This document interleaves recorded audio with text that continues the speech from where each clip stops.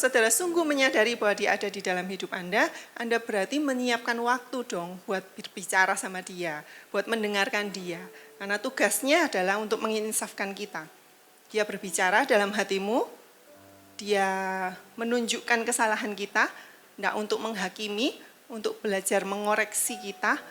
Dan kalau kita berubah, kita mendengar dia, kita tahu bagaimana kita mengambil keputusan supaya di waktu-waktu yang akan datang kita tidak melakukan kesalahan yang sama.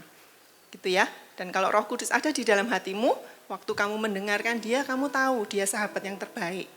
Dalam the lowest point of your life, tadi lagu tadi bicara, kita kagum caranya dia mengasihi kita. Di titik terendah kita, dia hadir untuk menguatkan kita. Roh Kudus itu sahabat yang ngerti keadaan yang kita alami, yang ngerti apa yang kita rasakan. Amin. Allah kita itu bahkan tahu rasanya. Kalau saudara hari ini lagi berdoa, lalu yang terjadi tidak seperti yang saudara doakan, Yesus pernah ngalami itu, bukan? Dia Allah yang akan menemani kita waktu tidak ada yang bisa nemenin lagi, dia tetap ada di sana buat kita. Dia Allah yang tahu rasanya menghadapi kematian sendirian. Satu hari saudara akan sampai ke sana. Saya juga, ya, kita akan sampai ke sana. Waktu kita ngadepin kematian, saudara nggak bisa ngajak temen toh. Betul nggak? Tapi Roh Kudus menemani kita. Kita juga nggak tahu rasanya. Hari ini saudara nggak tahu rasanya gimana menghadapi kematian kan. Saudara nggak bisa tanya orang, orangnya sudah pindah alam. Tapi ketika kita menyadari bahwa ada Roh Kudus, itu akan sangat-sangat indah karena kita tahu kemana Tuhan akan bawa kita. Kalau yang tidak punya Roh Kudus, betapa mengerikannya. Saya pagi bikin saudara tegang ya. Coba ditepuk, bukan kita ya. Masih lama, amin. Kita berdoa kita semua bisa melayani Tuhan sampai lama. Amin. Tapi saat itu kan pasti tiba toh. Nah kita punya Roh Kudus, amin. Kalau kita connect sama dia, kalau kita biasa berhubungan sama dia, kalau kita terhubung sama Tuhan, baru saudara bisa merasakan semua karya Roh Kudus yang tadi saya ceritakan itu. Ya, satu kali Yesus ngajarin murid-muridnya doa Bapa kami, kan? Kenapa kok Yesus memperkenalkan Tuhan sebagai seorang Bapa buat kita? Karena Allah kita tuh Allah yang mau terhubung sama kita. Apa yang saudara paling hafal dari doa Bapa kami? Berikan pada hari ini makanan kami yang secukupnya. Tuh. Tuhan itu sampai tahu loh apa yang kita pikirkan setiap hari. Dia mau kita memikirkan Tuhan, kita ingat Tuhan, seperti kita ingat makan. Mama-mama ya malam belum tidur, pasti yang dipikirin apa? Betul, besok masak apa, ya kan? Saya yakin, saya tahu persis, pasti. Di antara saudara, sekarang ini yang lagi duduk, pasti lagi mikir, nanti pulang dari sini makan apa? Banyak yang tutup, pasar belum ada. Betul? Sesering itu Tuhan mau kita memikirkan dia. Dan kalau kita sungguh-sungguh memberikan waktu kita, enggak kesusu-kesusu kalau lagi berdua sama Roh Kudus, mendengarkan dia, kita makin kenal pribadinya, kita makin kenal karakternya, jalan-jalannya. Dan untuk itulah kita dipanggil, untuk jadi makin serupa sama dia, betul? Saya ingat bulan lalu Bu Esther khotbah di sini ada satu quote yang Bu Esther sebutkan dan itu sangat memberkati saya. Tuhan tuh enggak peduli saudara lakukan apa, tapi waktu saudara lakukan itu saudara jadi makin mirip sama siapa. Itu yang ada di hati Tuhan. Dan untuk sebuah hubungan supaya saudara bisa makin mirip sama Tuhan, dia bayar mahal banget. Kenapa kok Tuhan bayar mahal supaya hubungan kita dengan Tuhan itu dipulihkan? Kenapa? Karena saudara tidak bisa percaya Tuhan kalau saudara tidak berhubungan sama Tuhan. Saudara cuma bisa percaya sama orang yang saudara punya hubungan dekat sama dia. Hubungan saudara sama Tuhan menentukan bagaimana kepercayaan saudara sama Tuhan. Jadi dalam kondisi yang saudara tidak ideal, kondisi yang sangat tidak mengenakkan buat kita, kalau kita masih bisa bilang, Tuhan tuh tidak pernah salah, Tuhan tuh tidak bisa jahat, aku akan bisa melewati ini karena dia menyertai aku. itu buah dari hubungan saudara dengan Tuhan. Kalau saudara tidak menjaga hubungan itu baik-baik, saudara menjauh dari Tuhan, saudara perhatikan di kitab Kejadian. Setan itu enggak pernah nyuruh Hawa untuk petik, ici pono makanan, enggak ada. Setan enggak perlu nyuruh Hawa petik. Waktu setan tanya, kamu pasti enggak boleh makan semua ini. Hawa terus mulai ragu dalam hatinya. Mosok sih kalau makan itu bisa mati gitu. Detik saudara kehilangan kepercayaan saudara sama Tuhan. Iblis enggak usah ngapa-ngapain, kita akan jatuh sendiri dalam dosa. Kita akan jauh dari Tuhan, kehilangan kepercayaan dari Tuhan, tidak tahu mana yang benar, mana yang harus kita lakukan. Ya, nah, untuk itu makanya Tuhan mau satu hubungan, satu koneksi. Bulan ini kita bicara tentang pertobatan sejati. Pertobatan sejati yang jadi kuncinya adalah bagaimana saudara menjaga hubungan saudara dengan Tuhan. Karena itu akan mendasari semua keputusan cara saudara hidup. Pertobatan sejati itu bukan bagaimana saudara tahu benar dan salah. Loh, setan ya tahu mana benar mana salah, tapi setan tidak bertobat toh. Bukan juga tentang perubahan perilaku loh. Bukan tentang perubahan perilaku jadi orang tidak baik jadi baik. Ada orang di rumah tidak baik, di kantor dia jadi baik. Kalau tidak baik, ya tidak kerja di situlah. Dia harus baik, dia harus sopan, dia harus hormat, dia harus kerja dengan teratur. Pertobatan sejati bukan tentang perilaku yang baik. Pertobatan sejati adalah tentang hubungan yang membuat kita percaya bahwa Allah itu Bapa kita dan kita memilih kehendaknya di atas kehendak kita. Itu tidak gampang, ya toh. Memilih kehendak yang bukan kehendak kita itu kayak apa coba bayangin. Ya aku mau ya kehendakku lah, gitu ya. Tapi karena aku percaya Tuhan, Dia merencanakan yang terbaik buat aku. Dia yang lebih tahu masa depanku, aku milih ikut kehendaknya. Ada satu cerita di Alkitab ya, Esther. Esther itu waktu mau maju menghadap raja, dia boleh loh milih mau pakai baju apa, terserah dia. Tapi dia suruh Hagai ya, Kasim raja untuk milihkan buat dia. Kenapa? Karena Esther tahu ini Kasim paling ngerti yang terbaik menurut raja. Kasim ini paling tahu seleranya raja. Kadang kita dipakein sama Tuhan yang menurut selera Tuhan enggak enak buat aku loh, enggak cocok loh Tuhan gitu. Aku kok gini gitu. Tapi waktu kita nurut kita tahu, Hagai itu Kasim itu tahu yang paling baik. Mungkin bukan yang kita paling suka. Ya. Tapi waktu kita milih kehendak Tuhan di atas kehendak kita, saudara sedang menghidupi sebuah pertobatan sejati. Amin. Kita perlu Roh Kudus, kita tidak bisa dengan kekuatan kita sendiri. Saya ajak saudara baca di Yohanes 1 ayat 14. Ya, tadi kita nyanyikan salib ya, tanda kemuliaan Tuhan. Yohanes 1:14 bunyi begini, firman itu telah menjadi manusia dan diam di antara kita, kita telah melihat kemuliaannya, yaitu kemuliaan yang diberikan kepadanya sebagai anak tunggal Bapa, penuh apa? Kasih karunia dan kebenaran. Selamat oleh karya salib Kristus itu bukan cuma hidup di dalam kasih karunia-Nya tok. Tapi juga harus di dalam kebenaran. Roma 8 ayat 3 bunyi begini. Kita tidak diselamatkan dari cengkeraman dosa hanya dengan mengenal hukum-hukum Allah. Karena kita tidak dapat menaatinya. Tapi Allah melaksanakan rencana lain bagi keselamatan kita. Ia mengutus anaknya sendiri dengan tubuh jasmani seperti kita. Bedanya tubuh kita penuh dosa. Dan menghancurkan kuasa dosa atas kita dengan jalan menyerahkan dirinya sebagai korban bagi dosa kita. Itu kasih karunia. Itu kita nggak bisa dapat dengan usaha kita sendiri. Seberapa keras kita berusaha, pasti keinginan daging ini akan narik kita untuk berbuat dosa, untuk menikmati dosa.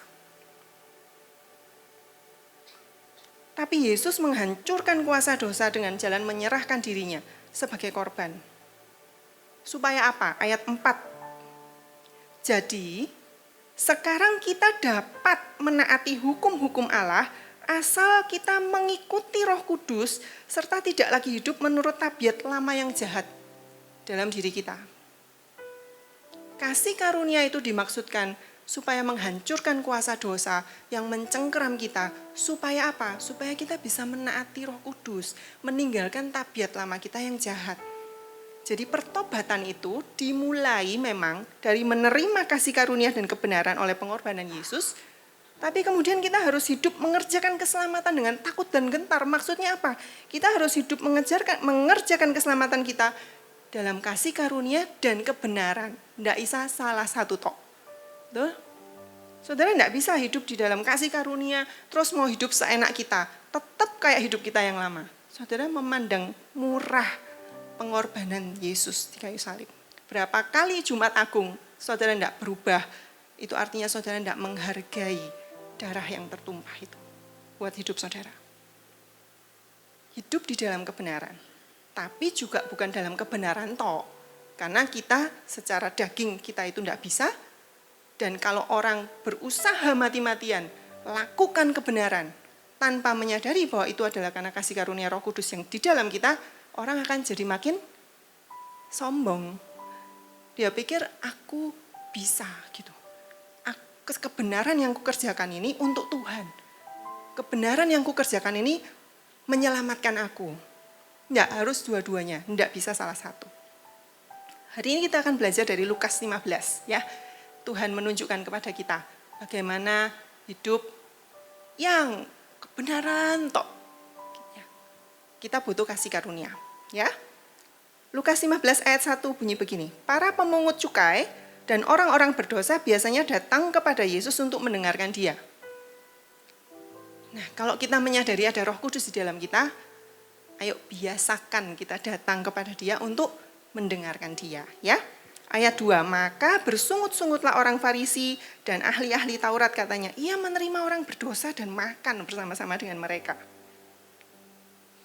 Ketika mendengar ini, Yesus merespon dengan 3 perumpamaan berturut-turut tentang bagaimana hati Allah terhadap manusia yang adalah orang berdosa.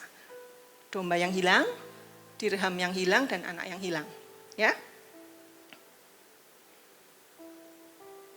Yang pertama, ayat 4-7, domba yang hilang. Saudara mungkin bisa buka di Alkitab saudara. Tidak tampil di depan, tapi cerita ini sangat familiar. Saudara pasti sudah tahu ceritanya. Ya. Yesus menggambarkan satu orang punya 100 domba, 1 hilang. Maka dia tinggalkan yang 99 di tempat yang aman, dia cari yang 1 sampai ketemu. Kemarin ya saya bayangin, ya 1 hilang ya dicarilah gitu. Itu kan aset gitu ya. Cari mana ya gitu, Blacky gitu ya. Telepon SS, ciri-ciri domba saya gitu. Waktu saya baca ini beberapa hari lalu saya menyadari si orang ini tidak nyari dengan biasa-biasa. Saudara kalau pernah tahu orang tua yang kehilangan anaknya, ya entah di mall, entah di theme park, panik enggak? Telat titik. Itu anak dibawa lari orang, wis enggak ketemu selama-lamanya. Bingung banget, kemana, cari di mana, mana ini, kayak gitu kan. Orang ini ya kayak gitu sama dombanya. Nyari itu sampai keringetan, deg-degan, dredeg. Kenapa? Ada tingkat urgensi yang paling tinggi yang dirasakan Tuhan waktu orang itu berdosa. Kalau telat, dia bakal binasa.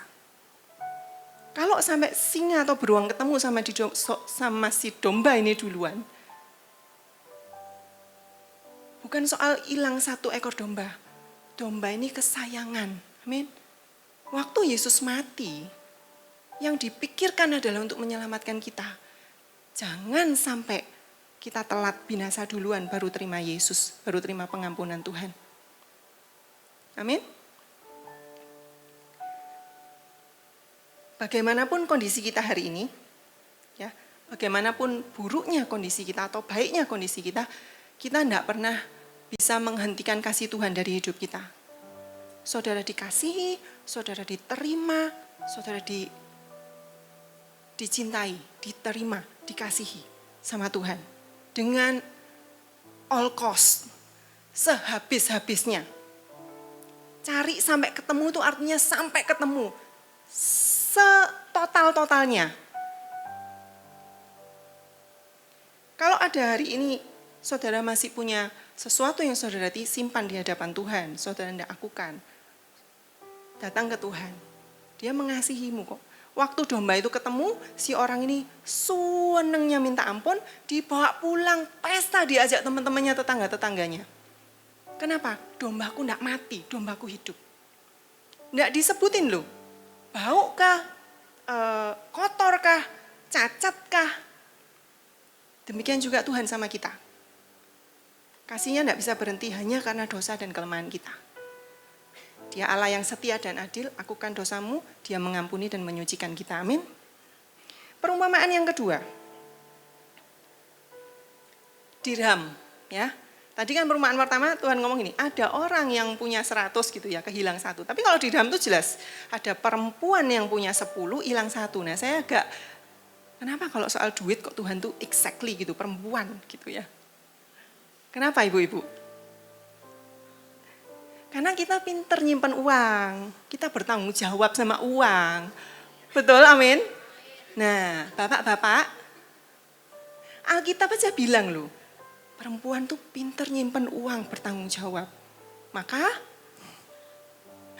ya, serahkan uang bapak-bapak sama yang lebih bertanggung jawab. Ya, oh tepuk tangan. Ya, jangan pulang dari sini yang diinget-inget itu loh ya. Lo ada yang sudah ngambil handphonenya, puji Tuhan. Transfer langsung ya. Satu cewek ini ya, perempuan ini, apa bro, Pastor Hendra, jangan mau pengaruhi, suami saya lo mau pegang handphone. Perempuan ini nyalain lampu sak rumah, dinyalain, disapu kolong-kolong. Harus ketemu rek 1 dirham gitu ya. Perpuluhan itu rek gitu kan ya. Dan waktu ketemu dia seneng. Dia enggak peduli. Debuan, enggak berkilau lagi. Dia balikin ke kotak tempat uang. Sama dengan uang yang enggak hilang. Mungkin sama dengan uang yang enggak berkilau. Kita orang berdosa. Sama Tuhan disamain. Sama dirham yang meskipun hilang, meskipun berdosa. Kita enggak pernah kehilangan fungsi kita. Enggak pernah kehilangan nilai kita di mata Tuhan. Dia panggil kita untuk melakukan sebuah tugas, dia menyediakan pekerjaan baik, dia mau kita tinggal di dalamnya. Hanya karena dosa saudara, saudara tidak kehilangan panggilan itu. Amin. Jangan nunggu layak baru melayani. Tidak pernah. Mau nunggu layak baru melayani itu kapan gitu ya. Tuhan tuh melayakkan kita, bukan karena kita layak. Kalau saudara sadari, dosa kita, celah kita, kejahatan kita, itu aslinya lebih dari yang kita ini berani percayai. Aku ini jahat loh, aku ini irian loh, kita itu lebih dari itu. Saking kita nggak nyadar, ada yang di otak di bawah sadar kita tuh kita lebih jahat dari diri kita yang kita bisa sadari. Ya, Tim Keller satu saat kasih kita quote gini, the gospel is this, we are more sinful and flawed in ourselves than we ever dare believe. Kita ini lebih jahat dari yang kita sendiri berani percayai. Yet at the very same time, meskipun begitu di saat yang sama, saat kita ini masih punya dosa yang bahkan kita tidak berani percayai, Dia menerima kita, dia mengasihi kita dengan kasih yang lebih dari yang kita bisa harapkan. Amin. Saudara tidak pernah harus nunggu layak untuk bisa dipakai Tuhan. Dirham itu meskipun kumel, meskipun lecek. Saudara percaya kalau saya Senin ngitung persembahan, uang yang kriuk tak toto rapi, uang yang lemes tetap tak toto rapi, tak setorkan ke bank, tidak tak buang. Ya loh, aduh lemes, gak pakai gitu. Oh tidak mungkin. Ya, saudara punya nilai dan fungsi yang tidak berubah. Apapun yang saudara hadapi hari ini. Lalu gimana supaya hubungan kita sama Tuhan itu, kita belajar dari 2 perumpamaan ini. Karena nilai kita tidak berubah, karena kasih Tuhan tidak berubah, sediakan waktu sama Tuhan. Bagaimana saudara berhubungan sama seseorang kalau saudara tidak sediakan waktu sama Tuhan? Sediakan waktu dengan sengaja, komunikasi sama dia, dengarkan dia. Dan miliki hati yang rela untuk diajar. Kalau saudara tidak miliki hati yang rela untuk diajar, waktu Roh Kudus tunjukkan kesalahan kita, saudara akan bikin alasan, loh itu kan soalnya itu loh, tadi itu soalnya itu gitu ya. Miliki hati. Saudara mungkin berpikir gini, aku nih wes lumayan loh, dulu aku enggak kayak gini, dulu aku enggak tahu gitu ya. Saudara, kita enggak dipanggil untuk jadi lumayan, kita itu dipanggil untuk serupa dengan Kristus, itu enggak lumayan. Kalau saudara enggak memiliki hati yang rela untuk diajar, ditunjukkan kesalahan, mengakui kesalahan, dan berubah, Roh Kudus punya tugas untuk menginsafkan kita, tapi keputusan untuk berubah itu keputusan kita. Roh Kudus enggak bisa maksa. Amin. Perumpamaan yang ketiga, ini yang agak panjang, paling panjang di antara yang kedua, dan beda. Kalau yang tadi yang hilang kan domba dan dirham. Kalau ini anak laki-laki, ya, sesuatu yang berharga. Yesus menggambarkan Allah itu sebagai Bapa. Saya tahu Bapak itu ya, kali ini bapak-bapak ya, aminnya kudu keras. Bapak-bapak itu yang rela berkorban dalam keluarga. Amin. Ibu-ibu nanti pulang dicek ya. Sudah transfer, berkorban ya toh. Yang paling didulukan sama papa-papa itu apa? Kebutuhan anak-anak. Kebutuhan dia itu paling belakang wis ya kan.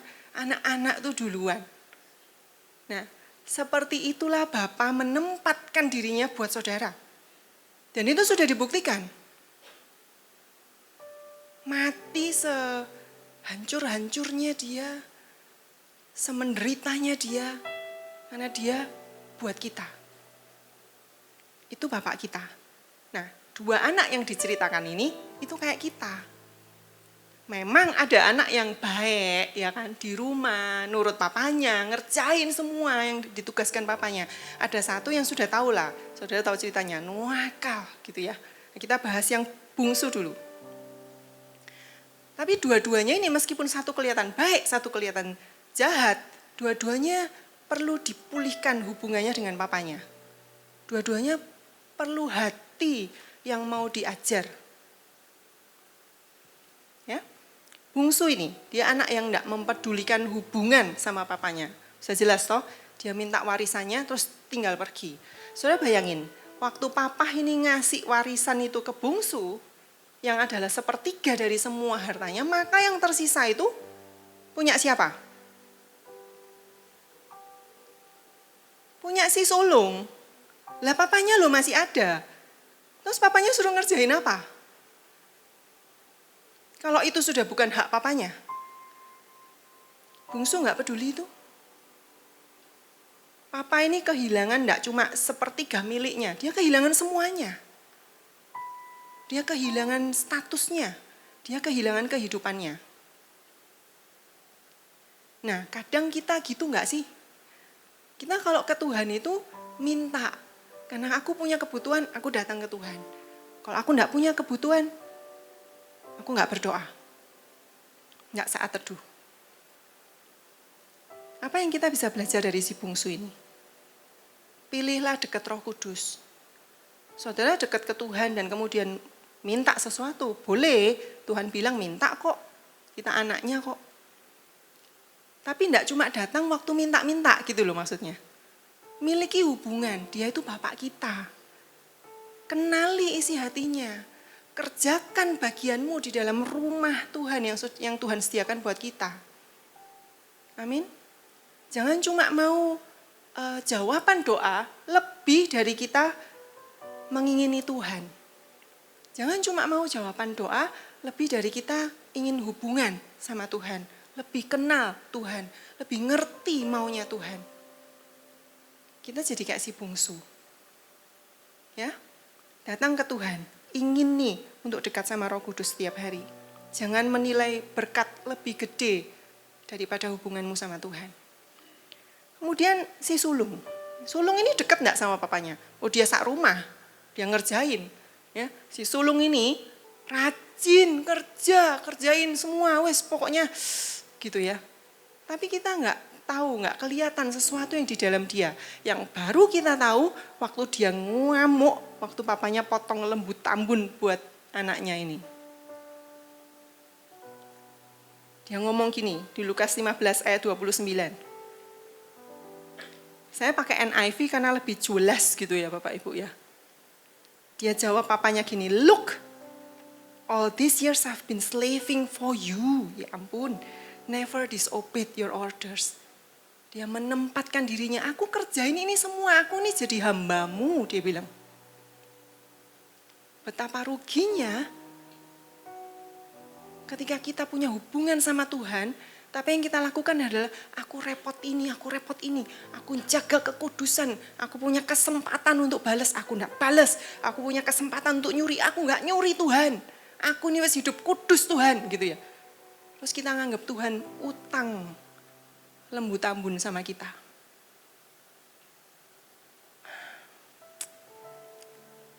Sedih ya. Apa respon papanya sama si bungsu sama si sulung? Si bungsu pulang, papanya lihat dari jauh, dia enggak peduli kondisi anaknya kayak apa, habis kasih makan babi, dia peluk, dia cium, kasih Tuhan, enggak berubah bagaimanapun kondisi kita. Sama anak yang sulung ini, yang wani-wani ngomong sama papanya, liaten Pak gitu, look gitu ya. Wih, saya tadi ngomong-ngomong sama Bu Nana ya, itu pasti orang tuanya bukan mendidik secara VOC. Ya. Kalau secara VOC, gitu ya. Gak ada anak berani ngomong gitu, liaten gitu. Wih. Tapi apa yang papanya lakukan? Papanya panggil, my son. Mungkin kita pernah kurang ajar sama Tuhan, tapi dia tetap panggil kita, anakku. Kamu liaten, semua ini kan punyamu. Papanya sudah kasih, Tuhan sudah kasih ke kita semuanya. Tuhan mau kita ngerti hati Tuhan. Adikmu pulang, enggak mati. Kita masih bersuka cita. Nah kadang kita itu mau Tuhan ngerti kita. Loh kan dia Tuhan, mosok enggak ngerti aku ini perlu ini. Mosok enggak bisa, gini gitu ya. Kita perlu ngerti Tuhan. Tuhan mau apa dari hidupku. Tuhan enggak mau kita repot terus kita ngomong aku ini berkorban buat Tuhan. Tuhan enggak mau kita ini berkorban. Tuhan enggak mau kita ini soro-soro demi Tuhan. Yang ketiga, pertobatan sejati artinya berfungsi sesuai panggilan dan nilai kita dengan sukacita melakukannya. Karena tahu kita ini anak. Kita tidak seolah-olah lakukan sesuatu bikin Tuhan senang. Wah kita sering berdoa, Tuhan aku ingin menyenangkan Engkau. Lakukan itu dengan senang hati. Lakukan itu dengan sukacita. Dia papaku kok. Amin. Mulai sekarang kalau saudara pelayanan, saudara di kantor, saudara berkorban buat keluarga, lakukan itu dengan sukacita, dengan satu kesadaran, aku lakukan ini buat Tuhan yang sudah lebih dulu berkorban buat aku. Amin. Si sulung ini bisa ngurus ini, ngurus itu, ngurus sembarang. Ya kalau bukan papanya yang ngasih tanah itu, ngasih potensi itu, dari mana bisa? Saudara bisa lakukan banyak hal karena Tuhan kasih kesempatan buat kita. Amin. Apa nilai kita, panggilan dulu ya. Kayak tadi saya bilang, lakukan, dia panggil kita anak. Lakukan dengan sukacita. Apa yang Tuhan mau kita lakukan? Menyenangkan Tuhan, betul, menyenangkan Tuhan. Tapi lakukan dengan senang hati, sukacita. Kalau saudara mengasihi Tuhan, lakukan semua dengan sukacita karena untuk Tuhan. Saudara masih bisa dosa enggak? Bisa banget, ya.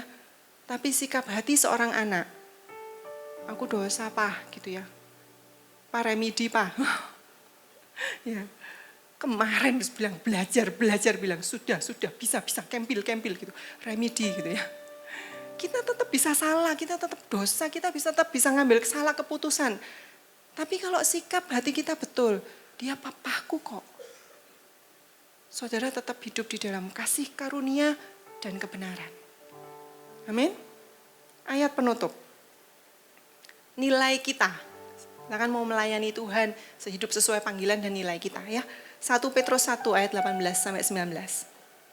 Sebab kamu tahu bahwa kamu telah ditebus dari cara hidupmu yang sia-sia, yang kamu warisi dari nenek moyangmu. Bukan dengan barang yang fana, bukan pula dengan perak atau emas, melainkan dengan darah yang mahal, yaitu darah Kristus yang sama seperti darah anak domba yang tidak bernoda dan tidak bercacat. Itu nilai saudara. Hidup dengan nilai saudara. Seberapa itu? Seberapa gedenya itu? Sebesar Tuhan. Karena dia yang mati, dia yang bayar hidup kita kok. Nilai kita itu sebesar Roh Kudus yang tinggal di dalam diri kita. Amin. Cerita bungsu dan sulung ini, ya, endingnya kita nggak tahu. Si sulung ini masuk nggak akhirnya. Kalau hari ini Tuhan suruh saudara masuk dalam kebahagiaan Bapakmu yang di surga, kerjakan dengan sukacita. Kamu tuh anakku. Pilihan di tangan saudara. Saudara mau masuk, menikmati hubungan dengan Bapa kita, atau saudara cuma mau hidup dalam kasih karunia, gak peduli, saudara tidak pandang berharga hubungan itu, saudara tidak pandang berharga darah yang tercurah untuk memulihkan hubungan itu, atau saudara lakukan kebenaran dengan kekuatanmu sendiri. Pilihan di tangan kita. Amin.